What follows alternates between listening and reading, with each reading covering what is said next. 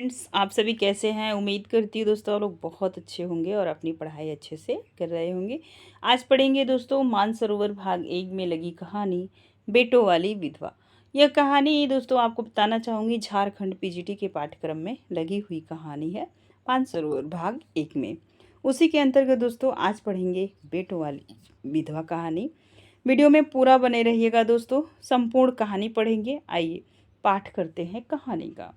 और अपने पास note diary note pad लिख रखिएगा दोस्तों, ताकि आप पात्र उनके मेन थीम आप नोट करते चलेंगे। संपूर्ण कहानी आप मेरे साथ पढ़िए, ताकि कहीं से भी कोई भी प्रश्न बने और आप अच्छे से हल कर पाएँ। मेरा उद्देश्य बस इतना ही है दोस्तों। आइए चलते हैं, पढ़ेंगे बेटों वाली विधवा कहानी।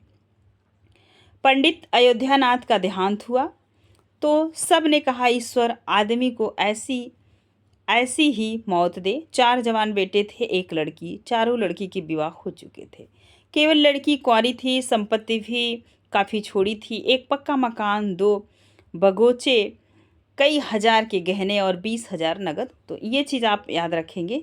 2 बगीचे थे, कितने बगीचे थे? 2। और कई हजार के गहने थे, 20,000 नगद था। पूछा जा सकता है क्योंकि प्रश्न ऐसे ही बन रहा।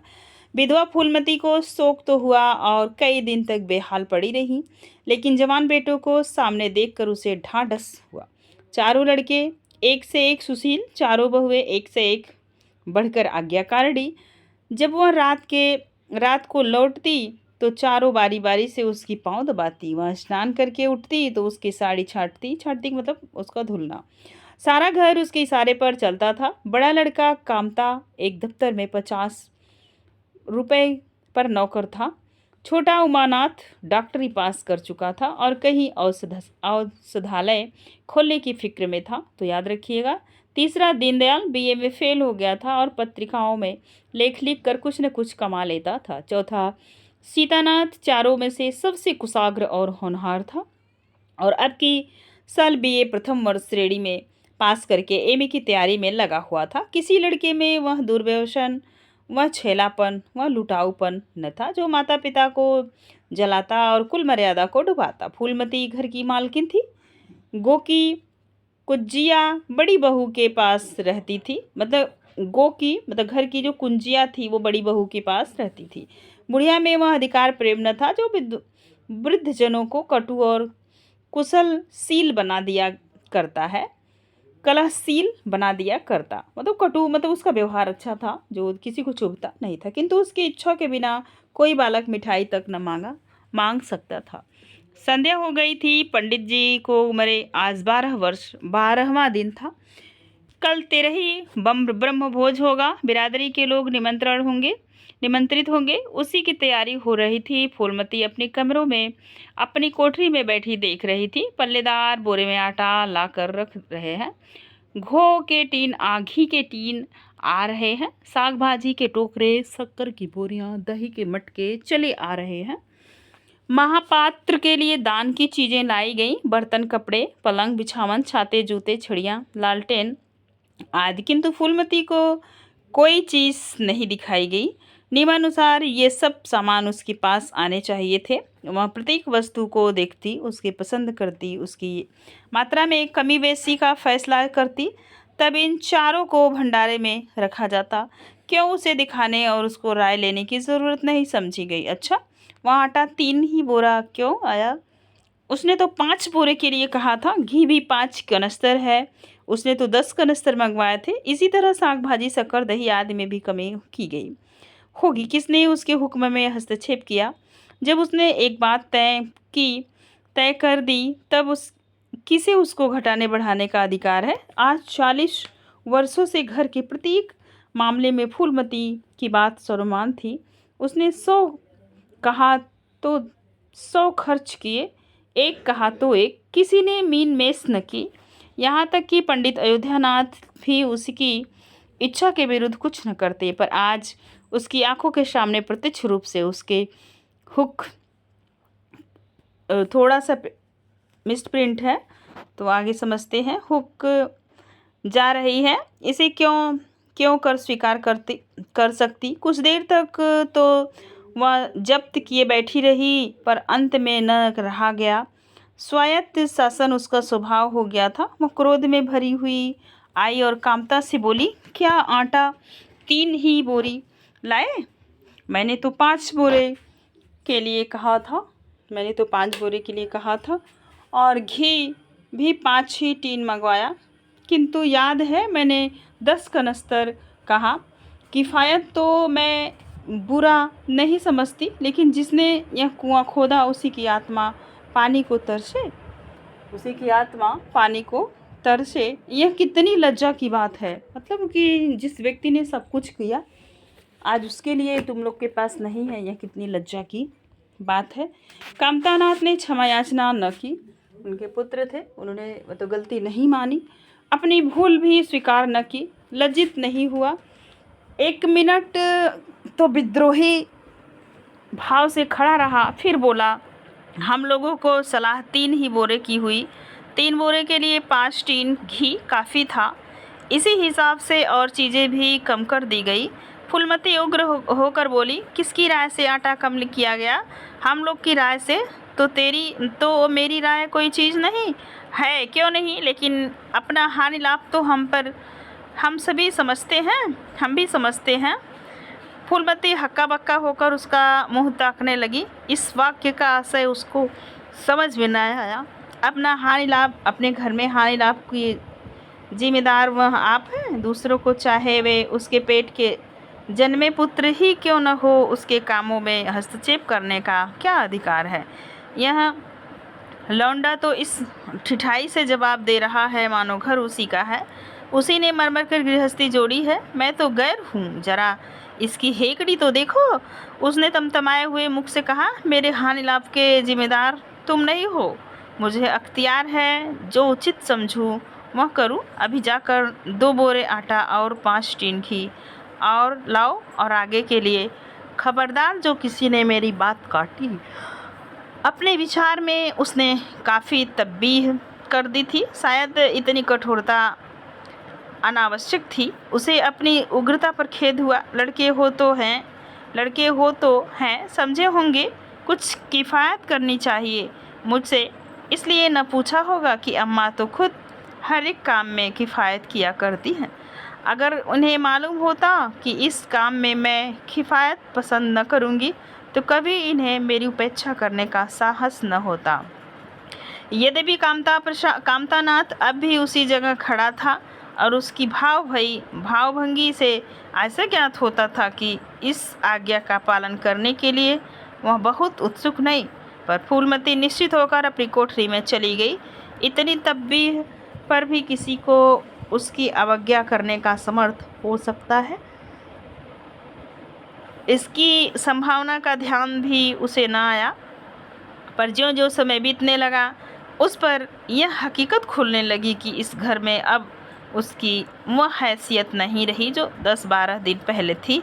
संबंधियों के यहाँ से न्योते में शक्कर, मिठाई, दही, अचार आदि आ रहे थे। बड़ी बहू इन वस्तुओं की स्वाभिनी भाव से संभाल कर रख रही थी। कोई भी उससे पूछने नहीं आता। बिरादरी के लोग भी जो कुछ पूछते हैं कामतानाथ से या बड़ी बहू से। कामतानाथ कहाँ का बड़ा इंतजामकार है, रात दिन भांग पिए पड़ा रहता है, किसी तरह रो धो कर दफ्तर चला जाता है। उसमें भी महीने में 15 से कम होते, उसमें भी 15 आनों से कम नहीं होते। वह तो कहीं साहब पंडित जी का लिहाज करता है, नहीं अब तक कभी का निकाल देता। और बड़ी बहू जैसी फूहड़ औरत भला इन बातों को क्या समझेगी। अपने कपड़े लत्ते तक तो जतन से रख नहीं सकती, चली है गृहस्थी चलाने। भद होगी और क्या, सब मिलकर कुल की नाक कटवाएंगे। वक्त पर कोई न कोई चीज़ कम हो जाएगी। इन कामों के लिए बड़ा अनुभव चाहिए। कोई चीज़ तो इतनी बन जाएगी कि भारी भारी फिरेगी, मारी मारी फिरेगी। कोई चीज़ इतनी कम बनेगी कि किसी पत्तल पर पहुँचेगी, किसी पर नहीं। आखिर इन सबों को हो क्या गया है? अच्छा बहू तिजोरी क्यों खोल रही है? वह मेरी आज्ञा के बिना तिजोरी खोलने वाली कौन होती है? कुंजी उसके पास है अवश्य, लेकिन जब तक मैं रुपए न निकलवाऊं तिजोरी नहीं खोलती। आज तो इस तरह खोल रही है मानो मैं कुछ हूँ ही नहीं। यह मुझसे न बर्दाश्त होगा। उमा झटक कर उठी और बड़ी बहू के पास जाकर कठोर स्वर में बोली, तिजोरी क्यों खोलती हो बहू? मैंने तो खोलने को नहीं कहा। बड़ी बहू ने निसंकोच भाव से उत्तर दिया, बाजार से सामान आया है तो उसका दाम न दिया जाएगा? कौन चीज़ किस भाव से आई है और कितनी आई है यह मुझे कुछ नहीं मालूम। जब तक हिसाब किताब न हो जाए रुपए कैसे दिए जाए? हिसाब किताब सब हो गया है। किसने किया? अब मैं क्या जानूं किसने किया? जाकर मर्दों से पूछो। मुझे हुक्म मिला रुपए ला कर दे दो। रुपए लिए जाती हूँ। फूलमती खून का घूंट पीकर रह गई। इस वक्त बिगड़ने का अवसर न था। घर में मेहमान स्त्री पुरुष भरे हुए थे। अगर इस वक्त उसने लड़कों को डांटा तो लोग यही कहेंगे कि इनके घर में पंडित जी के मरते ही फूट पड़ गई। दिल पर पत्थर रखकर फिर अपनी कोठरी में चली आई। जब मेहमान विदा हो जाएंगे तो वह एक एक की खबर लेगी। तब देखेगी कौन उसके सामने आता है और क्या कहता है। इनकी सारी चौकड़ी भुला देगी। किंतु कोठरी के एकांत में भी वह निश्चित न बैठी थी। सारी परिस्थितियों को गिद्ध दृष्टि से देख रही थी। कहाँ सत्कार का कौन सा नियम भंग होता है, कहाँ मर्यादाओं की अपेक्षा की जाती है। भोज आरंभ हो गया।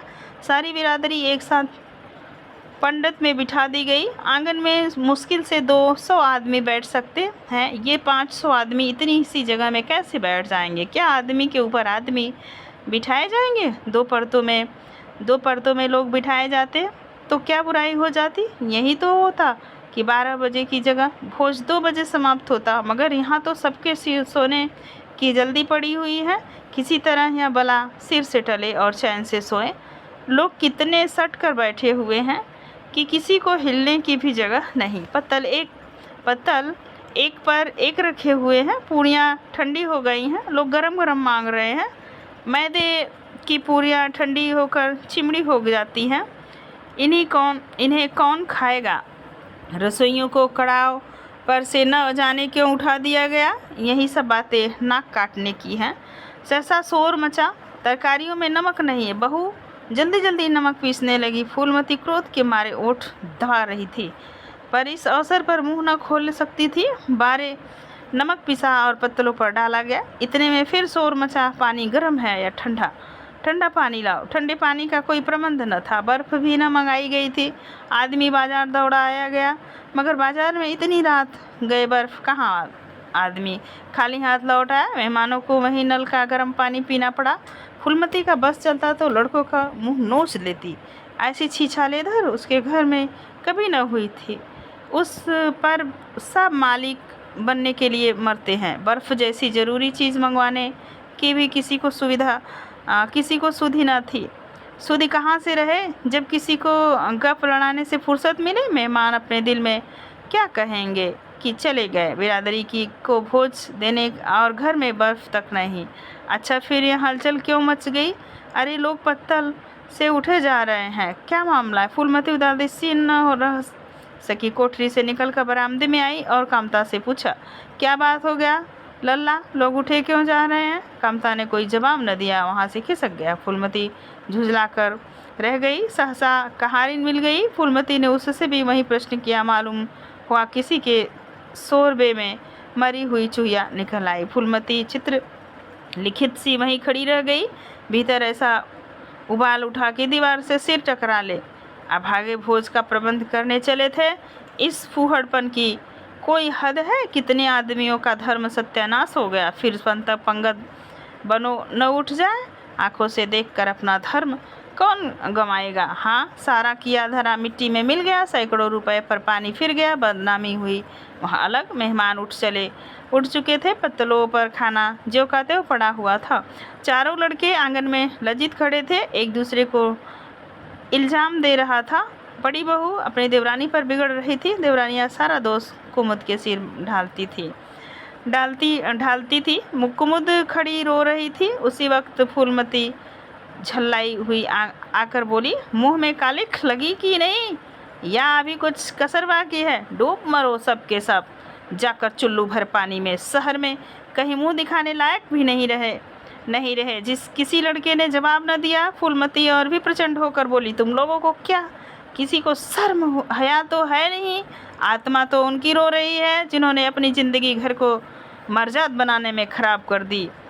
उनकी पवित्र आत्मा को तुमने यूँ कलंकित किया, सारे शहर में थू थू थू थू थू थू हो रहा है।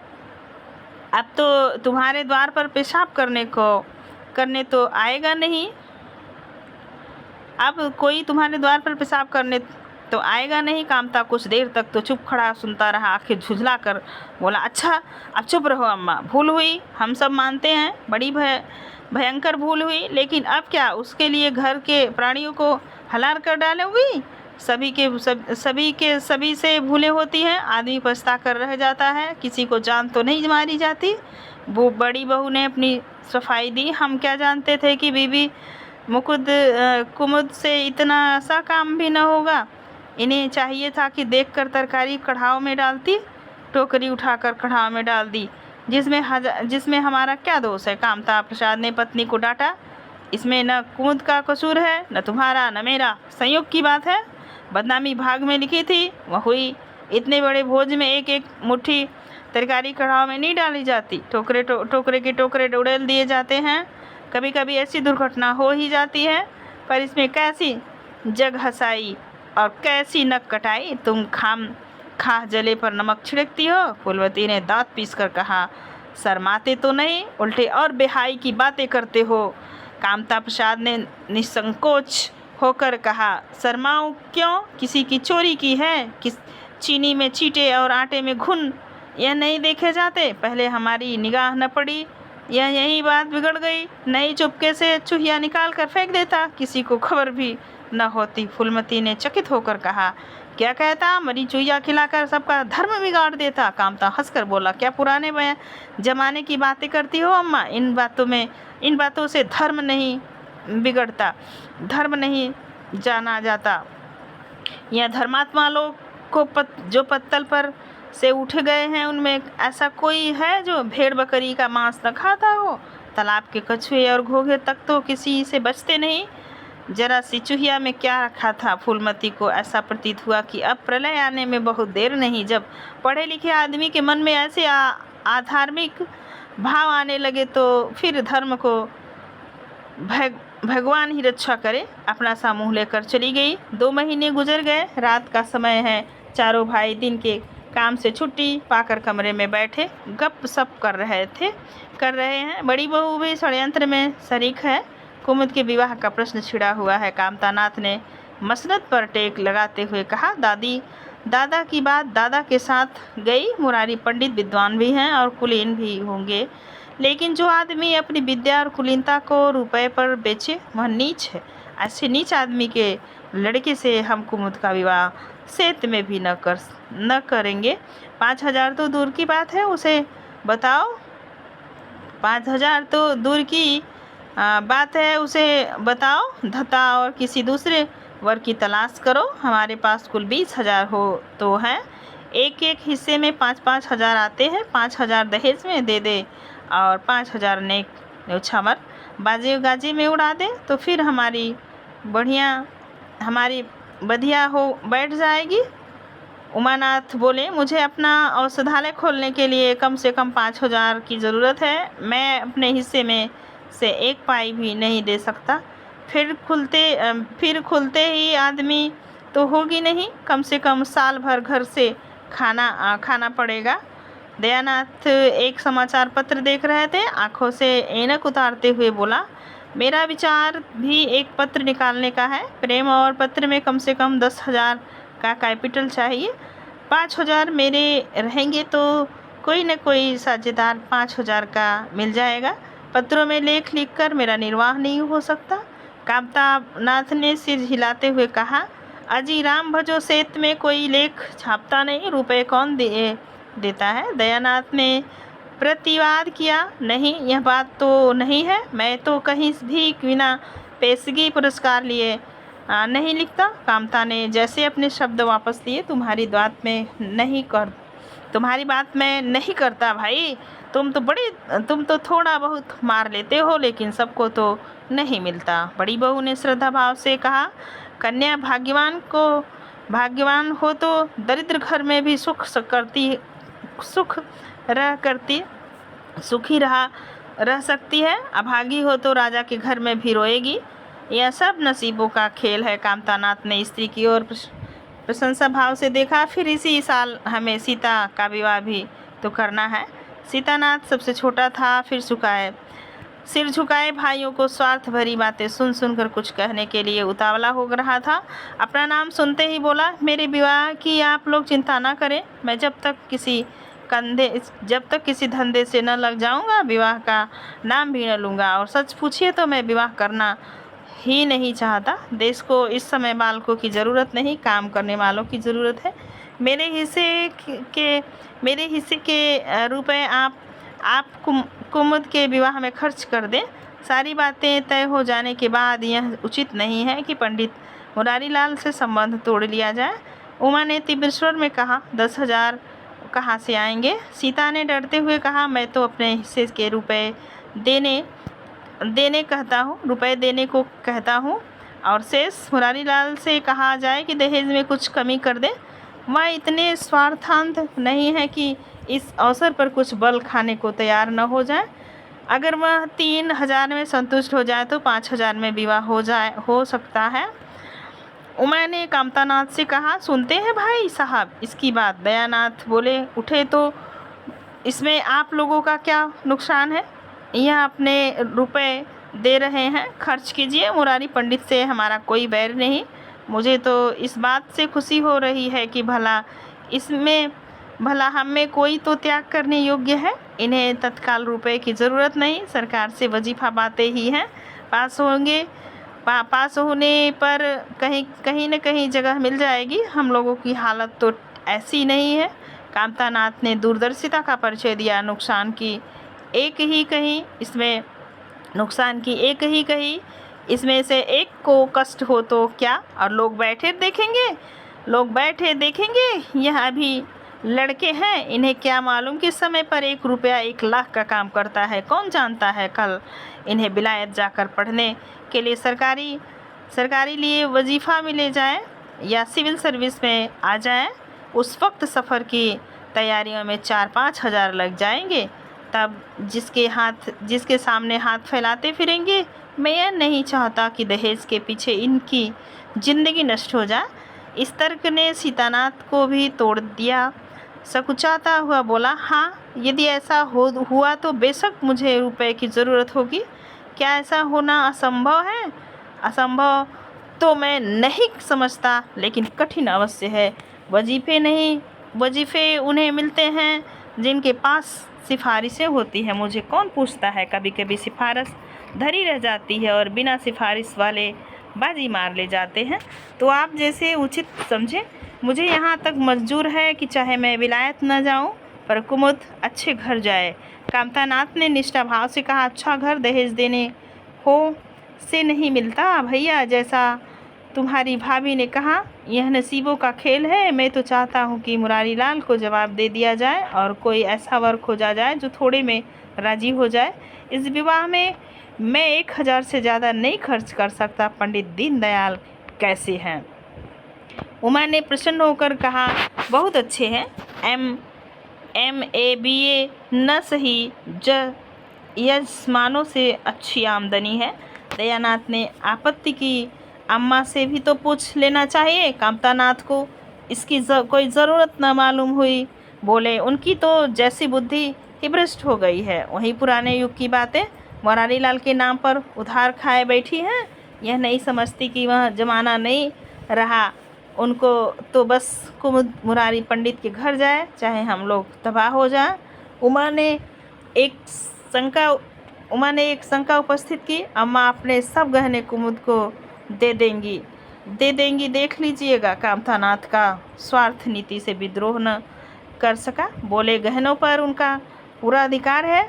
यह उनका स्त्री धन है, जिसे चाहे दे सकती है। उमा ने कहा, स्त्री धन है तो क्या वह उसे लुटा देंगी? आखिर वह भी तो दादा ही की कमाई है। किसी की कमाई हो, स्त्री धन पर उसका पूरा अधिकार है। वह कानूनी गोरख धंधे हैं, 20,000 में तो 4 हिस्सेदार हो और 10,000 के गहने अम्मा के पास रह जाए, देख लेना इन्हीं के बल पर वह कुमुद का विवाह मुरारी पंडित के घर करेंगी। उमानाथ इतनी बड़ी रकम को इतनी आसानी से नहीं छोड़ सकता। वह कपट नीति में कुशल है, कोई कौशल रचकर माता से सारे गहने ले लेगा। उस वक्त तक कुमुद के विवाह की चर्चा करके फूलमती को भड़काना उचित नहीं। कामतानाथ ने सिर हिलाकर कहा, भाई मैं इन चालों को पसंद नहीं करता, मैं इन चालों को पसंद नहीं करता। उमानाथ ने खिसियाकर कहा, उमानाथ ने खिसियाकर कहा, गहने 10,000 से कम हैं, कम के न होंगे। कामता अविचलित स्वर में बोले, कितने हो ही के हों, मैं अनीति में हाथ नहीं डालना चाहता, तो आप अलग बैठिए। हाँ, बीच में भाजी न मारिएगा। मैं अलग रहूँगा और तुम सीता, मैं भी अलग रहूँगा। लेकिन जब दयानाथ से यही प्रश्न किया गया तो वह उमानाथ से सहयोग करने की तैयार हो गया। 10,000 में 2,500 तो उसके होंगे। इतनी बड़ी रकम के लिए यदि कुछ कौशल भी करना पड़े तो क्षम्य है। फूलमती रात को भोजन करके लेटी थी कि उमा और दया उसके पास जाकर बैठ गए। दोनों ऐसा मुंह बनाए हुए थे मानो कोई भारी आपत्ति आ पड़ी। फूलमती ने सशंक होकर पूछा, तुम दोनों घबराए हुए मालूम होते हो। उमा ने सिर खुजलाते हुए कहा, समाचार पत्रों में लेख लिखना पड़े जोखिम का काम है अम्मा, कितना ही बचकर लिखो लेकिन कहीं न कहीं पकड़ हो ही जाती है। दयानाथ ने एक लेख लिखा था, उस पर 5,000 की जमानत मांगी गई। अगर कल तक जमानत न जमा कर दी गई तो गिरफ्तार हो जाएंगी और 10 साल की सज़ा ठुक जाएगी। फूलमती ने सिर पीट कर कहा, तो ऐसी बातें क्यों लिखते हो बेटा, जानते नहीं हो आजकल हमारे अनदिन आए हुए हैं, जमानत किसी तरह टल नहीं सकती। दयानाथ ने अपराधी भाव से उत्तर दिया, मैंने तो अम्मा ऐसा कोई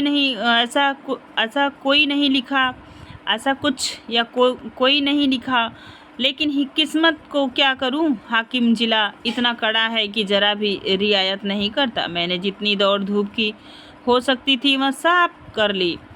तो तुमने कामता से रुपए का प्रबंध करने को नहीं कहा?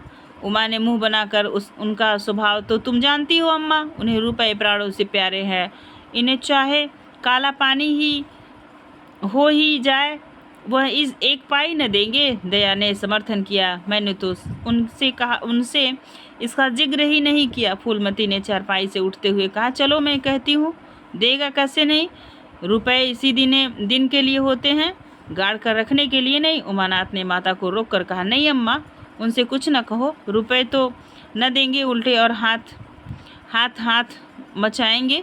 उनको अपनी नौकरी की खैरियत मनानी है, इन्हें घर में रहने भी न देंगे। अफसरों में जाकर खबर दे दें तो आश्चर्य नहीं। फूलमती ने लाचार होकर कहा, तो फिर जमानत का क्या प्रबंध करोगे?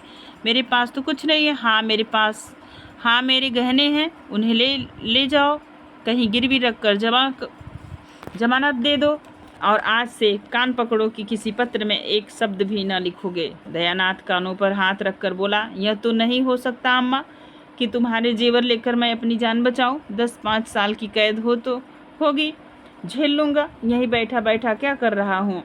फूलमती छाती पीटते हुए बोली, कैसे बातें मुँह से निकालते हो बेटा, मेरे जीते जी तुम्हें कौन गिरफ्तार कर सकता है?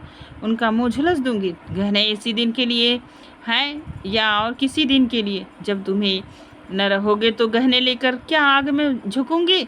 उसने पिटारी लाकर उसके सामने रख दी। दया ने उमा की और जैसे फरियाद की आंखों से देखा और बोला, आपकी क्या राय है भाई साहब? इसी मारे मैं कहता था अम्मा को जताने की ज़रूरत, जेल ही तो हो जाती या और कुछ। उमा ने जैसे सिफारिश करते हुए कहा, यह कैसे हो सकता था कि इतनी बड़ी वारदात हो जाती और अम्मा को खबर न होती? मुझसे यह नहीं हो सकता था कि सुनकर पेट में डाल लेता, मगर अब करना क्या चाहिए यह मैं खुद निर्णय नहीं कर सकता। न तो यही अच्छा लगता कि तुम जेल जाओ और न ही अच्छा लगता कि अम्मा के गहने गिरवी रखे जाएं। फूलमती ने व्यथित कंठ से पूछा, क्या तुम समझते हो मुझे अपने गहने तुमसे ज़्यादा प्यारे हैं? मैं तो अपने प्राण तक तुम्हारे ऊपर न्यौछावर कर दूं। गहनों की बिसात थी क्या? दया ने दृढ़ता से कहा, अम्मा तुम्हारे गहने तो ना लूँगा, चाहे मुझ पर कुछ ही क्यों न आ पड़े। जब जब आज तक तुम्हारी कुछ सोच सेवा न कर सका तो फिर किस मुँह से तुम्हारे गहने उठा ले जाऊं? मुझ जैसे कपूत को तो तुम्हारी कोख से जन्म ही न लेना चाहिए था, सदा तुम्हें कष्ट ही देता रहा। फूलमती ने भी उतनी दृढ़ता से कहा, तुम अगर यूँ न लोगे तो मैं खुद जाकर इन्हें गिरवी रख दूंगी और खुद हाकिम जिला के पास जाकर जमानत जमा कराऊंगी। अगर अच्छा हो तो यह परीक्षा भी ले लो। आंखें बंद हो जाने के बाद क्या होगा भगवान जाने, लेकिन जब तक जीती हूँ तुम्हारी और कोई तिरछी आँख से देख नहीं सकता। उमानाथ ने मानो माता पर एहसान रखकर कहा, अब तो हमारे लिए कोई रास्ता नहीं रहा दयानाथ, क्या हर्ज है, ले लो, मगर याद रखो जो ही हाथ में रुपए आ जाए गहने छुड़ाने पड़ेंगे। सच कहते हैं मातृत्व दीर्घ तपस्या है, माता के सिवा इतना स्नेह और कौन कर सकता है। हम बड़े अभागे हैं कि माता के प्रति जितनी श्रद्धा रखनी चाहिए उसका सतास भी नहीं रखते। दोनों ने जैसे बड़े धर्म संकट में पड़कर गहनों की पिटारी संभाली और चलते बने। माता वात्सल्य भरी आंखों से उनकी ओर देख रही थी और उसकी संपूर्ण आत्मा का आशीर्वाद जैसे उन्हें अपनी गोद में समेट लेने के लिए व्याकुल हो रहा था। आज कई महीने बाद उसके भग्न मातृ हृदय को अपना सर्वस्व अर्पण करके जैसे आनंद की विभूति मिली। उसकी स्वामिनी कल्पना इसी त्याग के लिए, इसी आत्मसमर्पण के लिए जैसे कोई मार्ग ढूंढती रहती है थी। अधिकार या लोभ या ममता को वहाँ गंध तक न थी। त्याग ही उसका आनंद और त्याग ही उसका अधिकार है। आज अपना खोया हुआ अधिकार पाकर अपनी सिरजीत हुई प्रतिमा पर अपने प्राणों की भेंट करके वह निहाल हो गई। 3 महीने और गुजर गए। माँ के गहनों पर हाथ साफ करके चारों भाई उसकी दिलजोई करने लगे थे। अपनी स्त्रियों को भी समझाते रहते थे कि उसका दिल न दुखाए। अगर थोड़े से शिष्टाचार से उसकी आत्मा को शांति मिलती है तो इसमें क्या हानि है। चारों करते अपने मन को कि परमाता से सलाह ले लेते या ऐसा जाल फैलाते कि वह सरला उनकी बातों में आ जाती और हर एक काम में सहमत हो जाती। बाग को बेचना उसे बहुत बुरा लगता था, लेकिन चारों ने ऐसे माया रची कि वह उसे बेचने पर राजी हो गई। किंतु कुमुद के विवाह के विषय में मतैक्य न हो सका। माँ पंडित मुरारी लाल पर जमी हुई थी, लड़के दीनदयाल पर अड़े हुए थे। एक दिन आपस में कलह हो गया। फूलमती ने कहा, माँ बाप की कमाई में बेटी का हिस्सा भी है। तुम्हें 16,000 का एक बाग मिला, 25,000 का एक मकान, 20,000 नगद में, क्या 5,000 भी कुमुद का हिस्सा नहीं? कामतानाथ ने नम्रता से कहा, अम्मा कुमुद आपकी लड़की है तो हमारी बहन। आप 2-4 साल में प्रस्थान कर जाएंगी, पर हमारा और उसका बहुत दिन तक संबंध रहेगा। तब यथाशक्ति कोई ऐसी बात न करेंगे जिससे उनका अमंगल हो। लेकिन हिस्से की बात कहती हो तो कुमुद का हिस्सा कुछ नहीं। दादा जीवित थे तब और बात थी, वह उसके विवाह में जितना चाहते खर्च करते, कोई उनका हाथ न पकड़ सकता था। लेकिन अब तो हमें एक पैसे की किफ़ायत करनी पड़ेगी। जो काम 1,000 में हो जाए उसके लिए 5,000 खर्च करना कहाँ की बुद्धिमानी है। उमानाथ ने सुधारा, 5,000 क्यों, 10,000 कहिए। कामता ने भवे सिकोड़ कर कहा, नहीं, मैं 5,000 ही कहूँगा। एक विवाह में 5,000 खर्च करने की हमारी हैसियत नहीं। फूलमती ने जिद पकड़कर कहा, विवाह तो मुरारी लाल के पुत्र से ही होगा। 5,000 खर्च हो जाए, 10,000 मेरे पति की कमाई है, मैंने भर कर जोड़ा है, अपनी इच्छा से खर्च करूँगी। तुम्ही ने मेरी कोख से नहीं जन्म लिया, कुमुद भी उसी कोख से आई है। मेरी आंखों में तुम सब एक बराबर हो, मैं किसी से कुछ मांगती नहीं।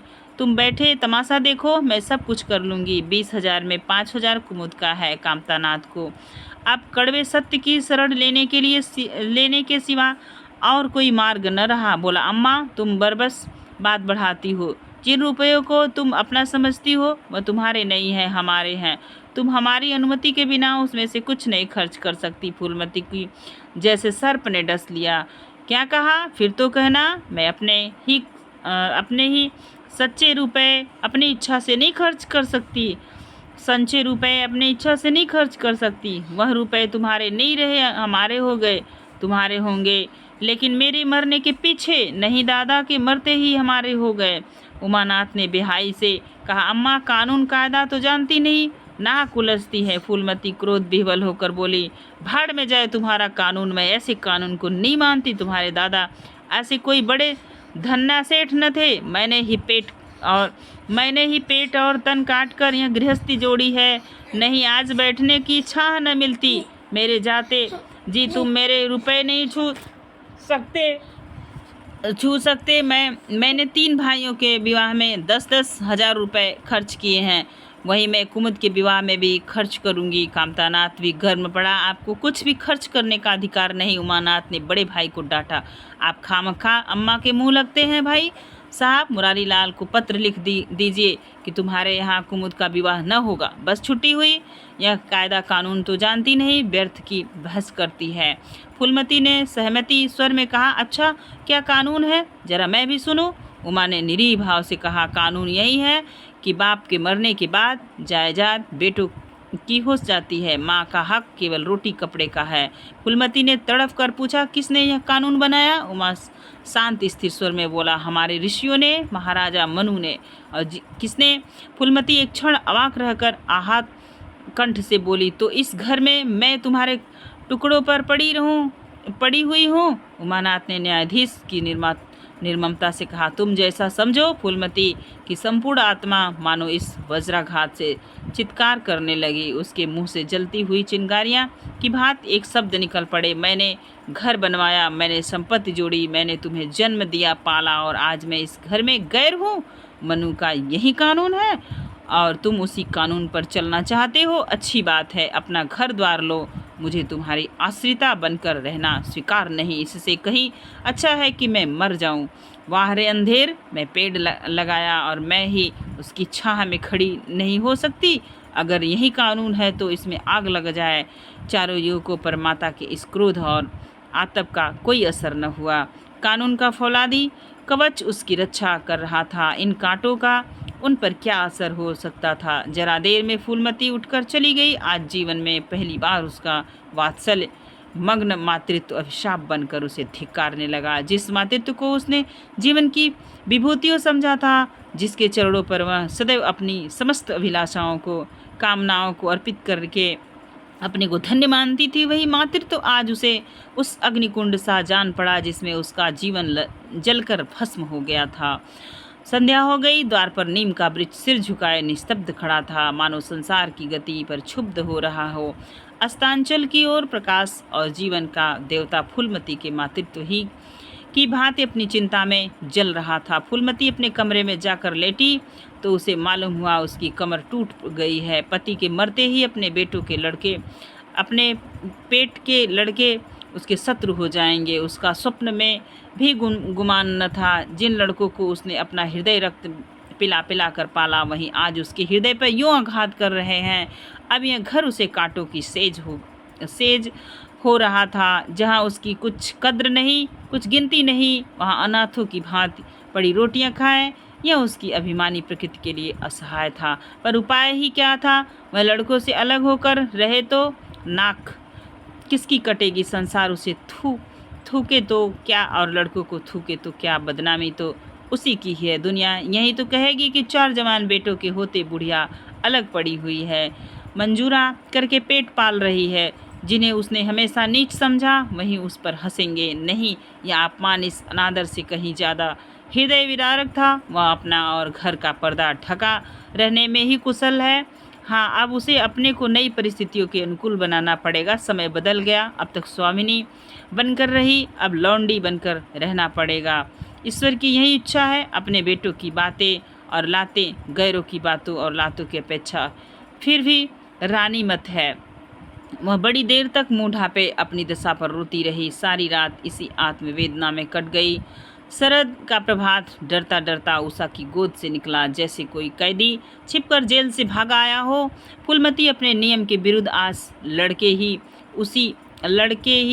उसी रात भर में उसका मानसिक परिवर्तन हो चुका था। सारा घर सो रहा था और वह आंगन में झाड़ू लगा रही थी। रात भर ओस में भीगी हुई पक्की जमीन उसके नंगे पैरों में कांटों की तरह चुभ रही थी। पंडित जी उसे कभी इतने सवेरे उठने न देते थे। शीत उसके लिए बहुत हानिकारक था, पर अब वह दिन नहीं रहे। प्रकृति को भी समय के साथ बदल देने का प्रयत्न कर रही थी। झाड़ू से फुर्सत पाकर उसने आग जलाई और चावल दाल की ककड़ियाँ चुनने लगी। कुछ देर में लड़के जागे, बहुएं उठी। सभी ने बुढ़िया को सर्दी से सिकुड़ते हुए काम करते देखा, पर किसी ने यह न कहा अम्मा क्यों हलकान होती हो। शायद सब के सब बुढ़िया के इस मान मर्दन पर प्रसन्न थे। आज से फूलमती का यही नियम हो गया कि जी तोड़कर घर का काम करना और अंतर्गत नीति से अलग रहना। उसके मुख पर जो एक आत्मगौरव झलकता रहता था, उसकी जगह अब गहरी वेदना छाई हुई नजर आती थी।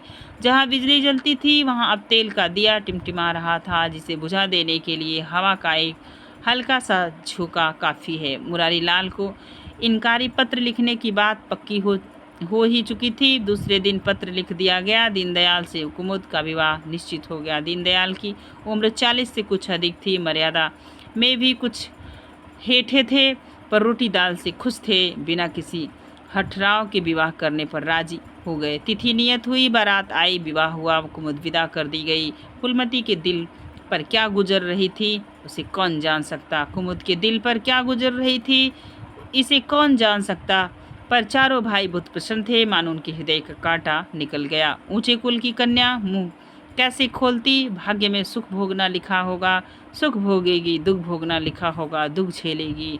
हरी इच्छा बेकसों का अंतिम अवलंब है। घर वालों ने जिससे विवाह कर दिया उसमें 1000 ऐब हो तो भी वह उसका उपास्य, उसका स्वामी है। प्रतिरोध उसकी कल्पना से परे था। फूलमती ने किसी काम में दखल न किया। कुमुद को क्या दिया गया, मेहमानों का कैसा सत्कार किया गया, किसके यहाँ से नेवते में क्या आया, किसी बात से भी उसे सरोकार न था।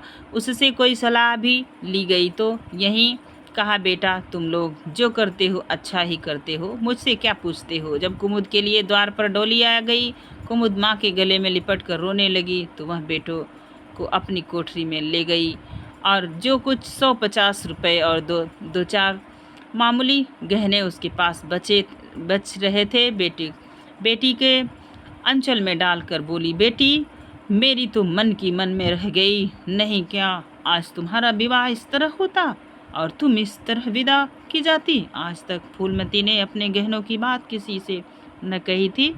लड़कों ने उसके साथ जो कपट व्यवहार किया था, ऐसे चाहे वह अब तक न समझी हो, लेकिन इतना जानती थी कि गहने फिर न मिलेंगे और मनोमाली ने बढ़ने के सिवा कुछ हाथ न लगेगा। लेकिन इस अवसर पर उसे अपनी सफाई देने की ज़रूरत मालूम हुई।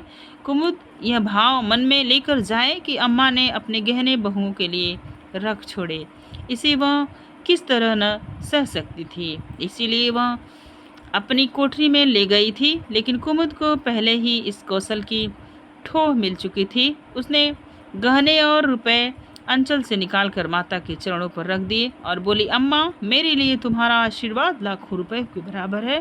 तुम इन चीज़ों को अपने पास रखो। न जाने अभी तुम्हें किन विपत्तियों का सामना करना पड़े। फूलमती कुछ कहना ही चाहती थी। उमानाथ ने आकर कहा, क्या कह रही हैं कुमुद, चल जल्दी कर, शायद चली जाती है। वह लोग हाय हाय कर रहे हैं, फिर तो 2-4 महीने में आएगी ही। जो कुछ लेना देना हो ले लेना। फूलमती के घाव पर जैसे मानो नमक पड़ गया। बोली, मेरे पास अब क्या है भैया जो मैं इसे दूंगी। आओ बेटी, भगवान तुम्हारा सुहाग अमर करे। कुमुद विदा हो गई। फूलमती पछाड़ खाकर गिर पड़ी। जीवन की अंतिम लालसा नष्ट हो गई। 1 साल बीत गया। फूलमती का कमरा घर में सब कमरों से बड़ा हवादार था। कई महीनों से उसने उसे बड़ी बहू के लिए खाली कर दिया था। खुद एक छोटी सी कोठरी में रहने लगी थी, जैसी कोई भिखारिन हो। बेटा और बहुओं से अब उसे जरा भी स्नेह न था। वह अब घर की लौंडी थी। घर के किसी प्राणी, किसी वस्तु, किसी प्रसंग से उसे प्रयोजन न था। वह केवल इसलिए जीती थी कि मौत न आती थी। सुख या दुख का अब उसे लेस मात्र भी ज्ञान न था। उमानाथ का औषधालय खुला, मित्रों की दावत हुई, नाच तमाशा हुआ। दयानाथ का प्रेस खुला, फिर जलसा हुआ। सीतानाथ को वजीफा मिला, विलायत गया, फिर उत्सव हुआ। कामतानाथ के बड़े लड़के का यज्ञ पवित्र संस्कार हुआ, फिर धूमधाम हुई। लेकिन फूलमती के मुख पर आनंद की छाया तक न आई। कामतानाथ टाइपराइटर में महीने भर बीमार रहा और मर कर उठा। दयानाथ ने अब की अपने पत्र का प्रचार बढ़ाने के लिए वास्तव में एक आपत्तिजनक लेख लिखा और 6 महीने की सजा पाई। उमानाथ ने एक फौजदारी के मामले में रिश्वत लेकर गलत रिपोर्ट लिखी और उसकी सनद छीन ली गई, पर फूलमती के चेहरे पर रंज की परछाई तक न पड़ी। उसके जीवन में अब कोई आशा, कोई दिलचस्पी, कोई चिंता न थी। बस पशुओं की तरह काम करना और खाना, यही उसकी जिंदगी के 2 काम थे। जानवर मारने से काम करता है पर खाता है मत से। फूलमती बेह के काम करती थी पर खाती थी विष के कौर की तरह। महीनों सिर में तेल न पड़ता, महीनों कपड़े न धुलते, कुछ परवाह नहीं। वह चेतना शून्य हो गई थी। सावन की झड़ी लगी हुई थी, मलेरिया फैल रहा था। आकाश में मटियाले बादल थे, जमीन पर मटियाला पानी, आर्द्र वायु शांत ज्वर और श्वास का वितरण करती फिरती थी। घर की मेहरी बीमार पड़ गई। फूलमती ने घर के सारे बर्तन मांजे, पानी में भीग भीग कर सारा काम किया, फिर आग जलाई और चूल्हे पर पतीलियां चढ़ा दी। लड़कों को समय पर भोजन तो मिलना ही चाहिए। सहसा उसे याद आया, कामतानाथ नल का पानी नहीं पीते।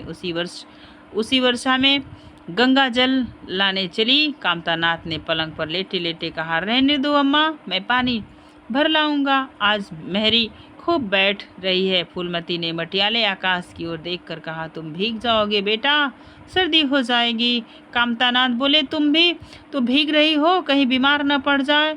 फूलमती निर्मम भाव से बोली, मैं बीमार न पड़ूंगी, मुझे भगवान ने अमर कर दिया है। उमानाथ भी वहीं बैठा हुआ था। उसके औषधालय में कुछ आदमी न होती थी, आमदनी न होती थी, इसीलिए बहुत चिंतित रहता था। भाई भावस की मुँह देखी करता रहता था। बोला, जाने भी दो भैया, बहुत दिनों बहुओं पर राज कर चुकी है, उसका प्रायश्चित तो करने दो। गंगा बढ़ी हुई थी जैसे समुद्र हो। क्षितिज सामने के कोल से मिला हुआ था। किनारों के वृक्ष के केवल फुनगियां पानी के ऊपर रह गई थी। घाट ऊपर तक पानी में डूब गए थे। फूलमती कलसा लिए नीचे उतरी, पानी भरा और ऊपर जा रही थी कि पाँव फिसला, संभल न सकी, पानी में गिर पड़ी। पल भर हाथ पाँव चलाए, फिर लहरें उसे नीचे खींच ले गई। किनारे पर 2-4 पंडे चिल्लाए, और दौड़ो बुढ़िया डूबी जाती है। 2-4 आदमी दौड़े भी, लेकिन फूलमती लहरों में समा गई थी, उन बल खाती हुई लहरों में जिन्हें देखकर ही हृदय कांप उठता। एक ने पूछा, यह कौन बुढ़िया थी? अरे वही पंडित अयोध्यानाथ की विधवा है। अयोध्यानाथ तो बड़े आदमी थे। हाँ थे तो, पर इसके भाग्य में ठोकर खाना लिखा था। उनके तो कई लड़के बड़े बड़े हैं और सब कमाते हैं। हाँ सब है भाई, मगर भाग्य भी तो कोई वस्तु है। यहीं पे ये कहानी समाप्त हुई दोस्तों। इसके बाद हम पढ़ेंगे बड़े भाई साहब कहानी। कहानी कैसी लगी? आपको भावुक कर देगी। 4 बेटों वाली विधवा कहानी थी दोस्तों। एक बहन सब लोगों पे भारी पड़ गई थी। तो ये रही कहानी आपको कैसी लगी हमें कमेंट सेक्शन में कमेंट के माध्यम से ज़रूर बताइएगा। आज के लिए बस इतना ही, फिर मिलेंगे नेक्स्ट वीडियो में। दोस्तों वीडियो पसंद आए तो प्लीज़ लाइक कीजिएगा, चैनल को सब्सक्राइब कीजिएगा। आप लोग सब्सक्राइब नहीं करते हैं दोस्तों, तो थोड़ा सा मुझे परेशानी होती है। फिर कोई बात नहीं, मैं अपने काम को ईमानदारी से कर रही हूँ। अगर आपको अच्छा लगेगा तो प्लीज़ लाइक कीजिएगा, प्यारे से कमेंट कीजिएगा। धन्यवाद।